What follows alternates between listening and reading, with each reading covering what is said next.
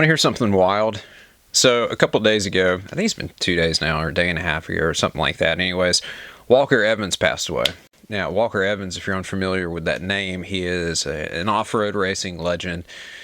He also was one of the catalysts to get the truck series started in NASCAR back in the 90s. He and Jimmy Smith and several others came together and pitched the idea in NASCAR, and NASCAR bit, and there you have it, truck series. And then Walker competed in the truck series as well back in the day, in the Dana Dodge, which was like one of the best looking liveries of all time, in my opinion. But what's crazy is I've probably mentioned Walker's name 3 times in my life outside of this video. And one of those was the other night when he passed away. I had no idea that he passed away. I hadn't seen anything yet. And he may have passed away the following morning. I'm not exactly sure. But regardless, Walker Evans got brought up in conversation between me, my wife, and my son that night. And none of us had seen anything or heard anything. And then a couple hours later, found out that he had passed away. And it's just weird. And the same thing happened with, believe it or not, Ozzy. A day and a half before he died, we were having a conversation about if something ever happened to him, how would Sharon do and all that sort of kind of stuff. Just having a conversation didn't really mean anything, or so I thought. And it's just kind of odd that within the past, week and a half, 2 weeks, had a conversation about 2 different people right before they died. May not mean anything. Probably doesn't mean anything. It might. Who knows? It's just crazy how stuff like that works out, man. But the point of that story is that Walker Evans was a badass, complete badass. He's a legend. He's going to be sorely missed. He's going to be sorely missed. I think he was in his 80s. He lived a full life, nothing to be ashamed of, nothing to be sad about there. And he accomplished a lot in his life. And so, anyways, thoughts and prayers to his family. If you enjoy listening to me ramble about motorsports, cars, or anything else I feel like talking about, make sure to like, subscribe, leave a comment, turn on notifications. If you're interested in diecast cars, t-shirts, hats, auto parts, anything like that, make sure to check out our eBay. The link is in the description. We are going to do a giveaway here soon, since we hit the 3,000 subscriber mark. I told you guys about that the other day, but just wanted to go over it again. Tell you to keep an eye out in the next few days. We're going to make that information public, make a post about it, and we'll go from there. So, anyways, without further ado, let's get into it.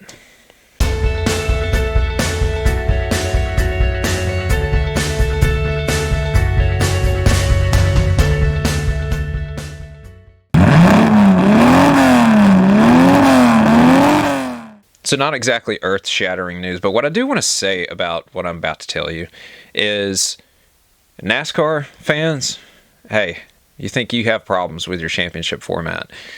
Rest assured that you're not alone, okay? It's not confined to NASCAR. It's not just a NASCAR problem.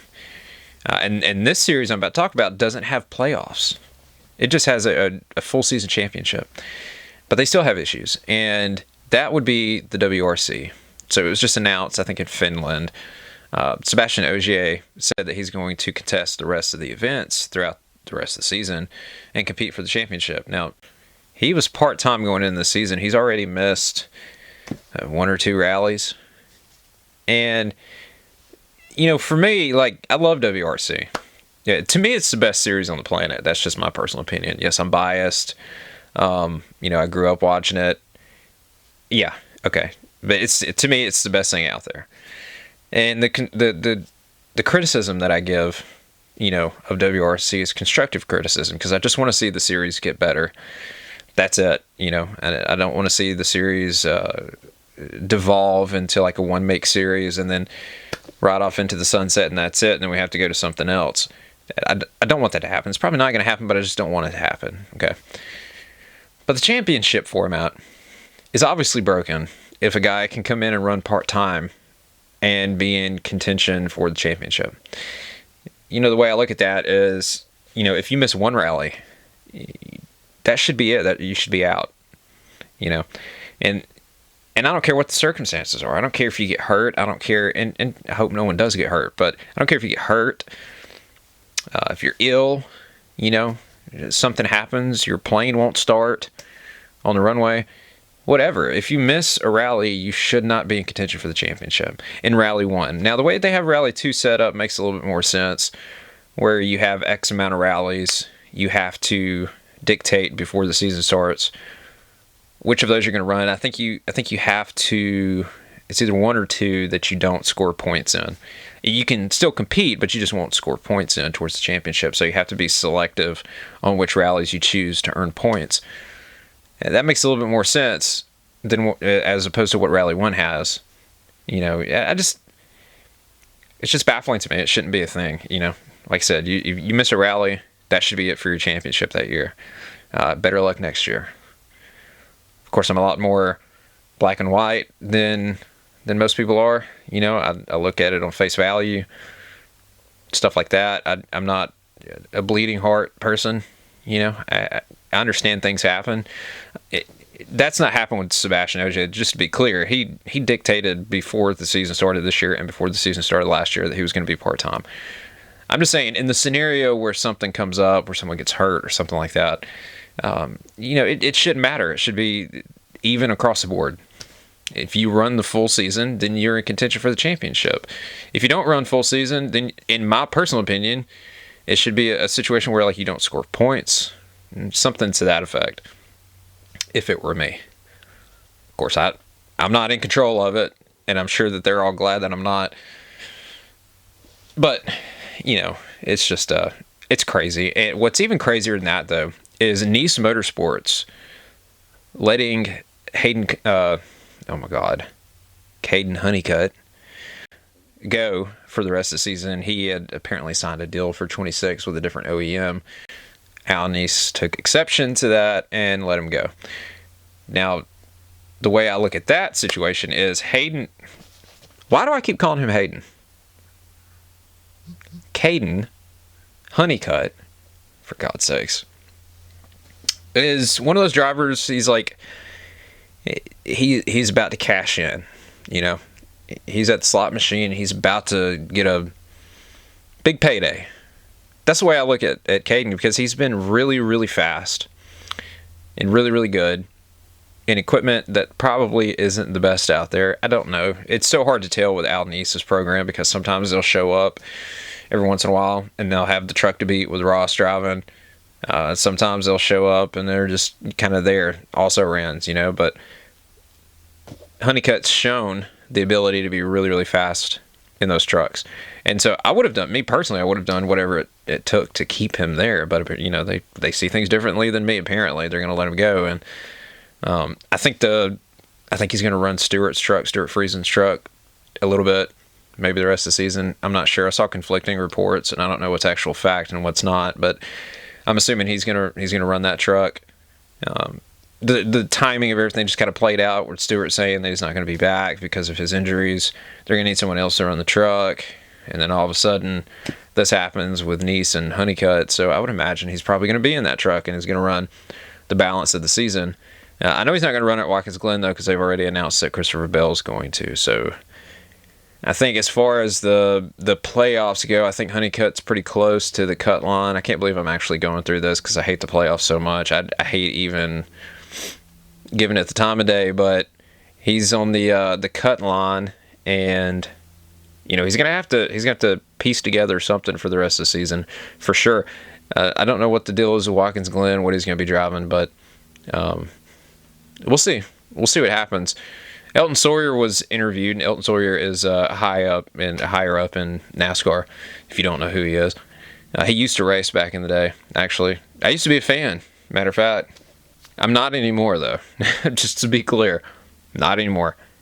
He's a mouthpiece for NASCAR. He was interviewed, I think yesterday, and I don't remember exactly who did the interviewing, so forgive me for that. But they asked him about the horsepower increase, and he said, "Well, we're looking at it, but the earliest it'll happen is 2026. So in the meantime, let's just focus on what we've got, and what we've got is absolutely terrible." But this whole thing of kicking the can down the road, we'll get to 2026 and then it'll be the same thing. Well, we can the earliest we can do it is 2027. It's a similar deal that we got, with the excuse for the playoffs and changing the playoffs and what have you. But part of his response to that as well was, we're looking at which tracks to increase horsepower on. No, dude. Need to just increase horsepower everywhere. 550 horsepower I think is what they're running right now, which is horrible.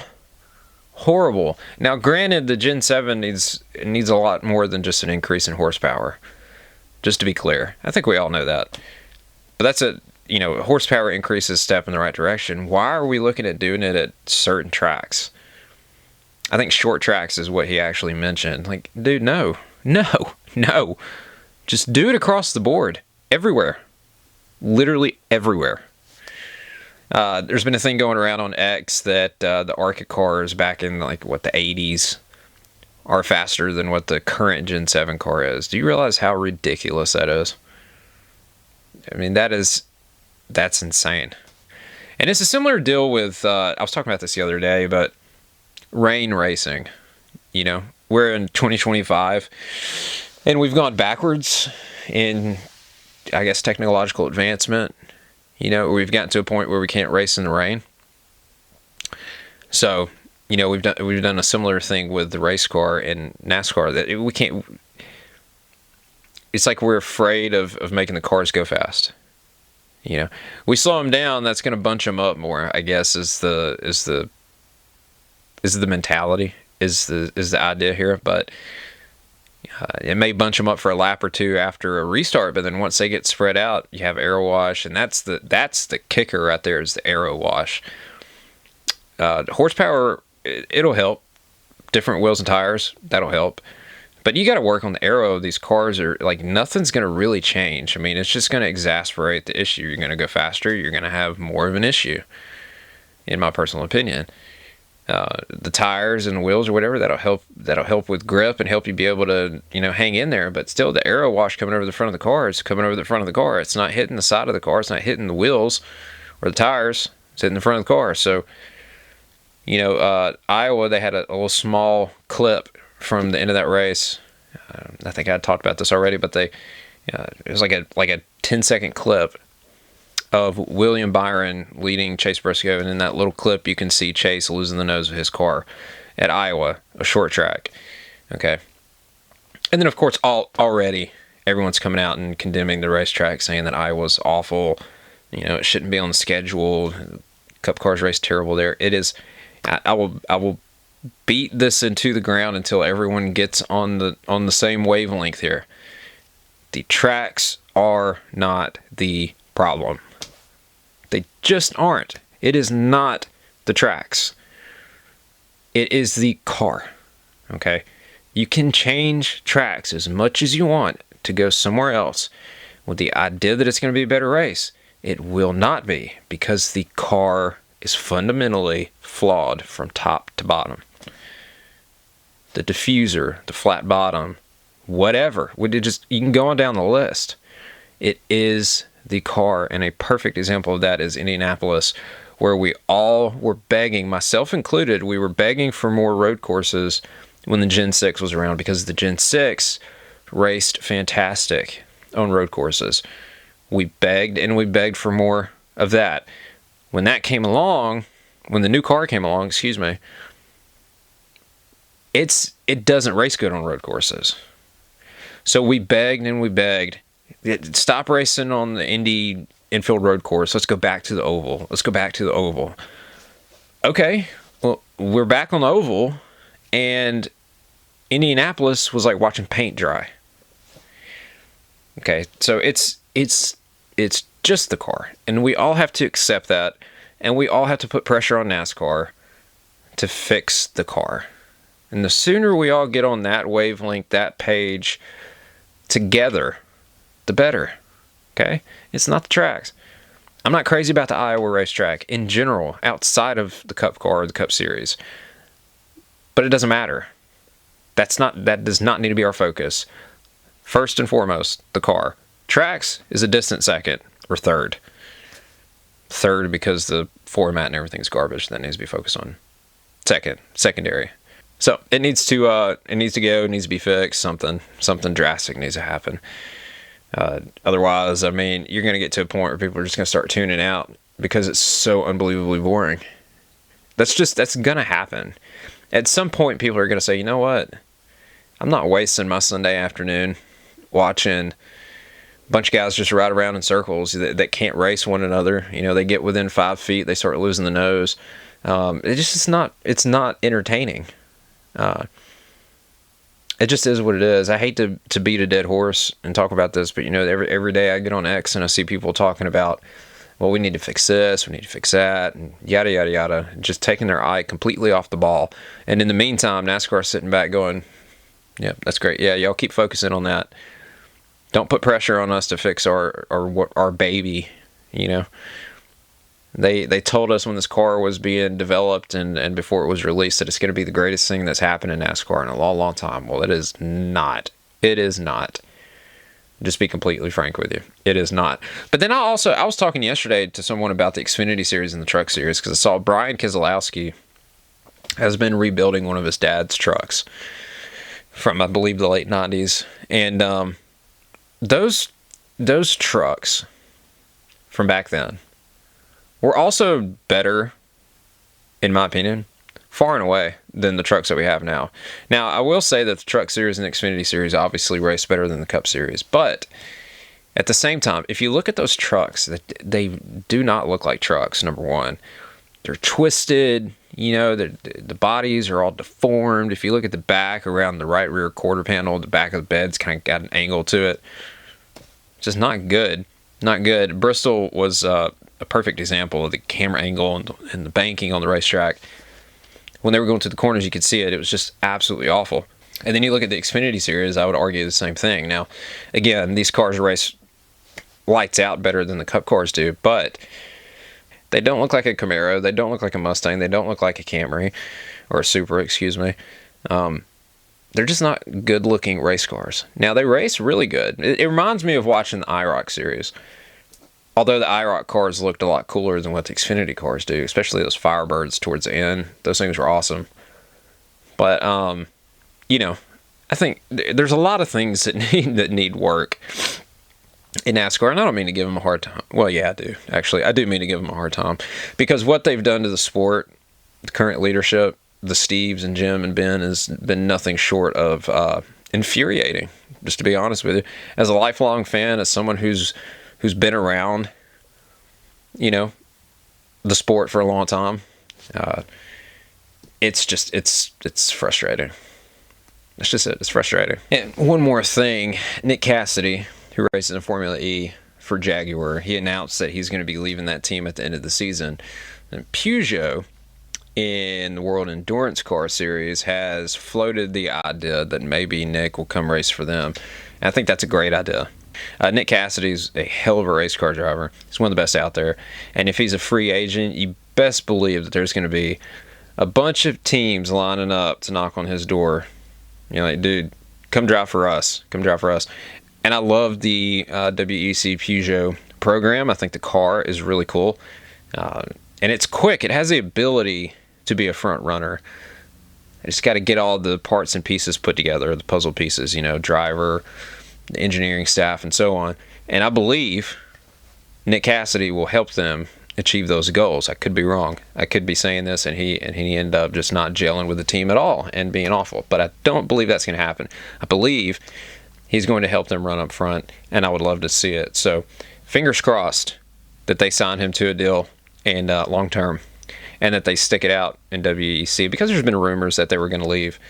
I hope that doesn't happen. So anyways, if you enjoy listening to me ramble about cars, motorsports, anything I feel like talking about, make sure to like, subscribe, leave a comment, turn on notifications, the works. If you're interested in die-cast cars, t-shirts, hats, racing memorabilia, auto parts, anything like that, check out our eBay. The link is in the description. Also, follow us on Facebook and X. Those links are also in the description for more motorsports content. I post on there pretty regularly. So, thank you guys for watching. We'll see you next time. God bless. Peace.